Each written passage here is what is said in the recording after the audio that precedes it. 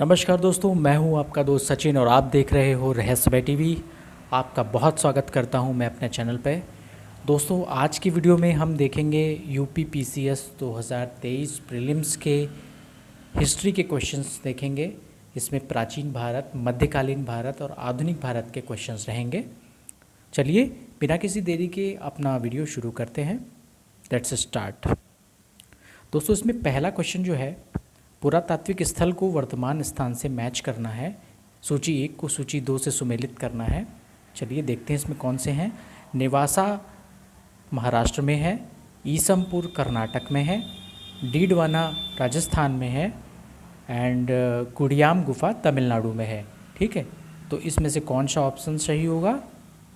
इसमें से option number सी आपका राइट होगा। ठीक है, चलिए नेक्स्ट क्वेश्चन पे चलते हैं। अगला क्वेश्चन है, चरक संहिता कितने अध्यायों और खंडों में विभाजित है? ठीक है, पहला ऑप्शन 60 अध्याय 8 खंड, दूसरा ऑप्शन 120 अध्याय 8 खंड, तीसरा ऑप्शन 100 अध्याय 5 खंड और चौथा ऑप्शन है 80 अध्याय 7 खंड। इसमें से सही कौन सा होगा? ऑप्शन नंबर बी आपका सही है, 120 अध्याय और 8 खंड। ठीक है, चलिए नेक्स्ट क्वेश्चन। पुराणों के संदर्भ में निम्नलिखित कथनों में से कौन सा सही है? नंबर 1, विष्णु पुराण से मौर्य वंश की जानकारी मिलती है। नंबर 2, वायु पुराण गुप्त वंश की शासन व्यवस्था पर प्रकाश डालता है। इसमें से कौन सा सही होगा? ये दोनों सही हैं फ्रेंड्स, तो इसमें ऑप्शन नंबर डी, दोनों 1 और 2 सही होंगे। ठीक है, चलिए इसका हम देख लेते हैं डिस्क्रिप्शन क्या है। विष्णु पुराण से मौर्य वंश की जानकारी मिलती है, जबकि वायु, विष्णु और ब्रह्मांड पुराण से गुप्त वंश की जानकारी प्राप्त होती है। ठीक है, चलिए नेक्स्ट क्वेश्चन है, चौथा क्वेश्चन। निम्नलिखित में से कौन युग्म यानी कि दर्शन और उसका प्रचारक सही सुमेलित है? Option A Vaisheshika Patanjali, option B Nyaya Gautam, option C Kanva मीमांसा, ऑप्शन डी उत्तर मीमांसा कपिल। तो इसमें सही ऑप्शन जो है ऑप्शन बी आपका सही सुमेलित है, यानी कि न्याय दर्शन के प्रचारक गौतम ऋषि हैं। ठीक है, नीचे हम देख लेते हैं डिस्क्रिप्शन इसका सही कौन सा है।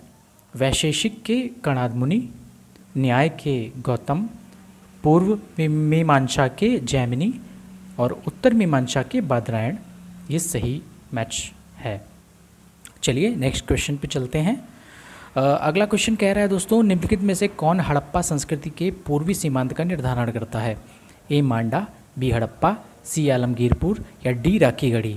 इसमें से सही होगा ऑप्शन नंबर सी आलमगीरपुर, ये सही होगा। ठीक है,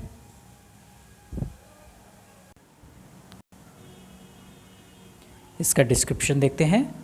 हड़प्पा सभ्यता का सर्वाधिक पश्चिमी पुरास्थल सुतकोंगेडोर बलूचिस्तान पीओके में, पूर्वी पुरास्थल आलमगीरपुर उत्तर प्रदेश, उत्तरी पुरास्थल मांडा जम्मू एंड कश्मीर तथा दक्षिणी पुरास्थल दैमाबाद महाराष्ट्र में है। ठीक है, नेक्स्ट क्वेश्चन। प्राचीन कालत में भारत पर आक्रमणों के संबंध में निम्नलिखित में से कौन सा एक सही कालानुक्रम है? इसमें से कौन सा सही होगा? शक कुषाण यूनानी, यूनानी शक कुषाण, शक यूनानी कुषाण या यूनानी शक कुषाण। इसमें से ऑप्शन नंबर बी आपका करेक्ट है, यूनानी शक कुषाण। पहले यूनानी आए, फिर शक आए, फिर कुषाण आए। ठीक है, चलिए नेक्स्ट क्वेश्चन। निम्नलिखित में से कौन कवित्री और पुस्तक सही सुमेलित नहीं है? कौन सा सही सुमेलित नहीं है, यह बताना है हमें।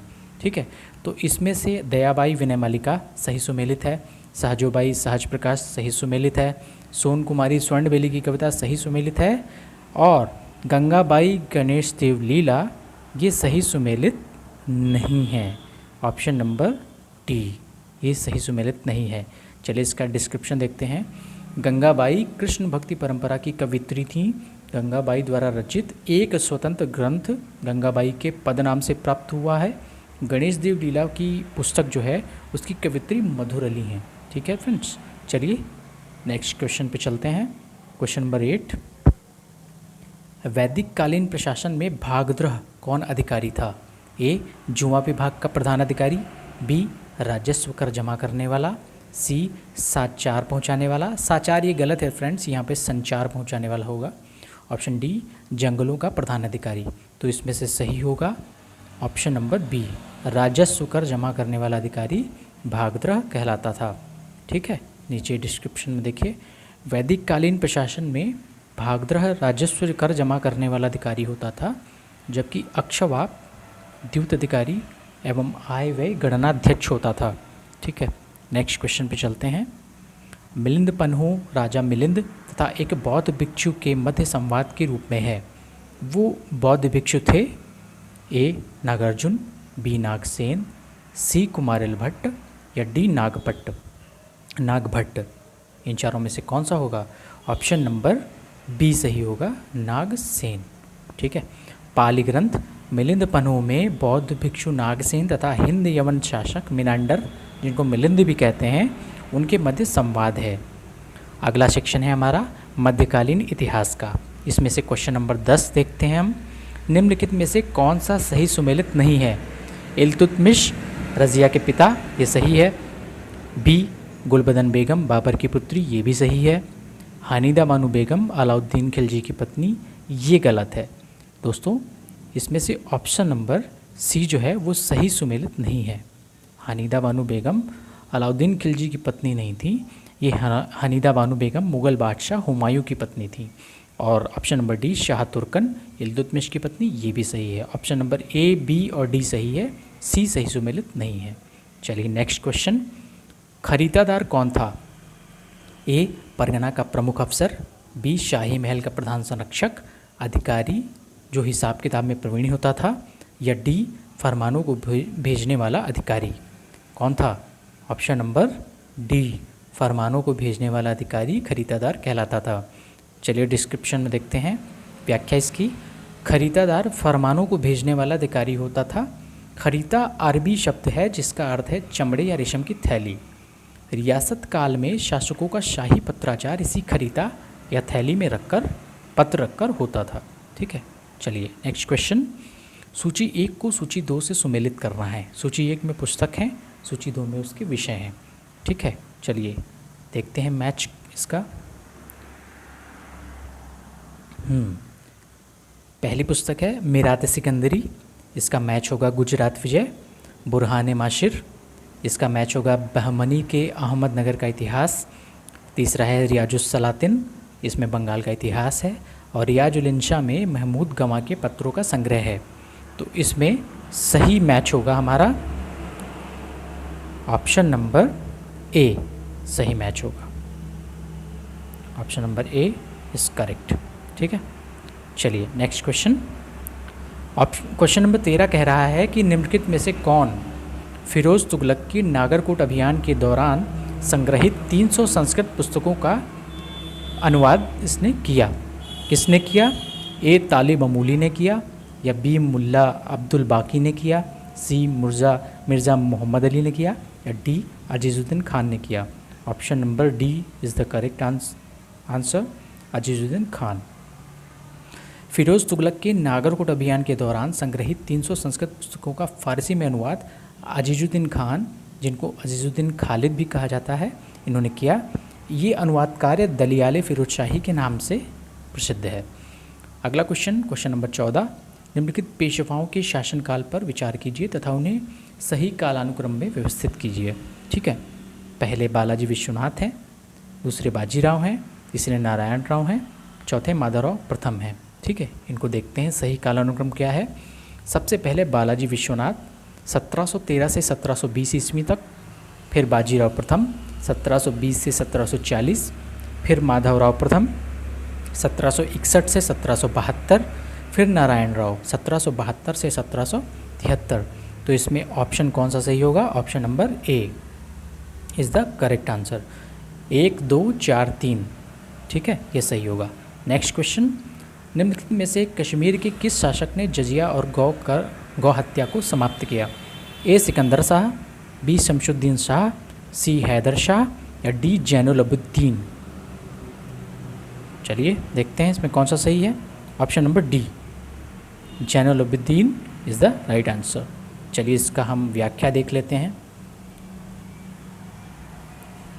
माफ़ कीजिएगा, हाँ, ये इसकी व्याख्या देखते हैं हम। सन 1420 में अली शाह का भाई शाही खां जैनुलब्दीन के नाम से कश्मीर के सिंहासन पर बैठा। वह कश्मीर का सबसे महान शासक हुआ। वह धार्मिक दृष्टि से अत्यधिक सहिष्णु था। उसकी धार्मिक उदारता के कारण उसकी तुलना मुग़ल बादशाह अकबर से की जाती है। उसने हिंदुओं पर लगने वाले जजिया कर हटा दिया। ऐसा करने वाला वह कश्मीर का प्रथम शासक था। उसने गो हत्या को निषिद्ध कर दिया। उसके समय में महाभारत, दशावतार तथा रजत रंगिणी का फारसी में अनुवाद किया गया। नेक्स्ट क्वेश्चन, संगीत की टप्पा शैली निम्नलिखित में से किस मुग़ल सम्राट के दरबार में परिष्कृत हुई? A Jahangir, B Shahjahan, C Mohammad Shah या D Akbar. Option number C is the correct answer, Mohammad Shah. ठीक है, संगीत की टप्पा शैली मुग़ल सम्राट मोहम्मद शाह के दरबार में परिष्कृत हुई। तो दोस्तों 2 सेक्शन हो गए हैं, ये 3rd सेक्शन है आधुनिक इतिहास का। चलिए देखते हैं इसमें। क्वेश्चन नंबर 17, निम्नलिखित में से कौन एक 1857 के विद्रोह का स्थान और विद्रोह का आरंभ सही सुमेलित नहीं है? ऑप्शन ए लखनऊ 4 जून 1857, ऑप्शन बी झांसी 11 मई 1857, ऑप्शन सी मेरठ 10 मई 1857 या ऑप्शन डी बैरकपुर 29 मार्च 1857। इसमें से ऑप्शन नंबर बी जो है झांसी 11 मई 1857 वो करेक्ट नहीं है। ठीक, बाकी सारे करेक्ट हैं। करेक्ट क्या होगा? लखनऊ में 4 जून 1857, झांसी में जून 1857, मेरठ में 10 मई 1857 और बैरकपुर में 29 मार्च 1857। ये सही क्रम होगा। चलिए नेक्स्ट क्वेश्चन, निम्नलिखित में से कौन सा संगठन दिल्ली वायसराय लॉर्ड हार्डिंग पर बम फेंकने के लिए उत्तरदायी था? इसमें से अनुशीलन समिति, अखिल भारतीय मजदूर संघ, युगांतर या यूनाइटेड पैट्रियोटिक संघ। ऑप्शन नंबर ए इस करेक्ट आंसर, अनुशीलन समिति ने ये काम किया था। ठीक है, व्याख्या देखते हैं। दिल्ली में वायसराय लॉर्ड हार्डिंग पर बम फेंकने के लिए अनुशीलन समिति उत्तरदायी था। हार्डिंग बम कांड दिल्ली षड्यंत्र केस के रूप में प्रसिद्ध है। क्वेश्चन नंबर 19, वर्ष 1918 के संयुक्त प्रांत किसान सभा का गठन निम्नलिखित में से किस नेता ने किया था? A Swami Sahajanand Saraswati, B Baba Ramchandra, C Indra Narayan Dwivedi, D Pandit Jawaharlal Nehru. Option number C is correct answer, Indra Narayan Dwivedi ने किया था। ठीक है, व्याख्या देखते हैं। अवध में होम रूल लीग आंदोलन के कार्यकर्ता काफ़ी सक्रिय थे। इन्होंने किसानों को संगठित करना शुरू किया। संगठन को नाम दिया गया किसान सभा। फरवरी 1918 में इंद्र नारायण द्विवेदी, गौरीशंकर मिश्रा और मदन मोहन मालवीय के प्रयासों से संयुक्त प्रांत किसान सभा की स्थापना हुई। Question number 20, E V Ramaswamy Naicker के संदर्भ में निम्नलिखित कथनों में से कौन से सही हैं? उन्होंने असहयोग आंदोलन में हिस्सा लिया। सेकंड, उन्होंने वर्ष 1925 में कांग्रेस छोड़ दी। इसमें से दोस्तों दोनों कथन जो हैं वो सही हैं। Option number A is correct, दोनों, 1 और 2। ठीक है, चलिए इसमें व्याख्या देख लेते हैं। ईवी रामास्वामी नायकर ने असहयोग आंदोलन में भाग लिया था। वर्ष 1925 में उन्होंने कांग्रेस छोड़ दी थी क्योंकि उनका मानना था कि पार्टी ने अपने नेतृत्व में गैर ब्राह्मणों की उपेक्षा की है। केरल में वायकोम या त्रावणकोर नामक गांव में मंदिर प्रवेश को लेकर आंदोलन प्रारंभ हुआ। इस आंदोलन में ईवी रामास्वामी नायकर, पेरियार, केपी केशव मेनन, टीके माधवन तथा के कलप्पन ने भाग लिया। क्वेश्चन नंबर 21, नेताजी सुभाष चंद्र बोस द्वारा आज़ाद हिंद फौज के हिस्से के रूप में गठित महिला रेजिमेंट का क्या नाम था? Veerangana regiment, Rani Jhansi regiment, Rani Bhavani regiment या D Bharat Mata regiment. Option number B is the correct answer, Rani Jhansi regiment. Subhash Chandra Bose ने रानी लक्ष्मीबाई के नाम पर महिलाओं के लिए रानी झांसी रेजिमेंट स्थापित की। आज़ाद हिंद फौज के अन्य ब्रिगेड थे जिनके नाम थे Azad brigade, Subhash brigade, Nehru brigade और गांधी ब्रिगेड। क्वेश्चन नंबर 22, निम्नलिखित में से कौन महिला स्वतंत्रता सेनानी भारत छोड़ो आंदोलन में संबंधित नहीं है? ऑप्शन ए मातंगिनी हाजरा, ये संबंधित हैं। कनकलता बरुआ, ऑप्शन बी, ये भी संबंधित हैं। ऑप्शन नंबर सी अरुणा सफली, ये भी संबंधित हैं। डी शांति घोष, ये संबंधित नहीं है भारत छोड़ो आंदोलन से। D Shanti Ghosh is the correct answer. देखते हैं डिस्क्रिप्शन। प्रश्नगत विकल्पों में शांति घोष भारत छोड़ो आंदोलन से संबंधित नहीं थी। ध्यातव्य है कि दिसंबर 1931 में तत्कालीन बंगाल की 2 स्कूली छात्राओं शांति घोष और सुनीति चौधरी ने एक जिलाधिकारी की गोली मारकर हत्या कर दी थी। शेष अन्य विकल्पगत महिला स्वतंत्रता सेनानी भारत छोड़ो आंदोलन से संबंधित हैं। क्वेश्चन नंबर 23, कालक्रम की दृष्टि से निम्नलिखित घटनाओं में से कौन सी अंतिम है? ठीक है, ए मोपला विद्रोह, बी खिलाफत आंदोलन, सी होम रूल आंदोलन या डी जलियांवाला बाग।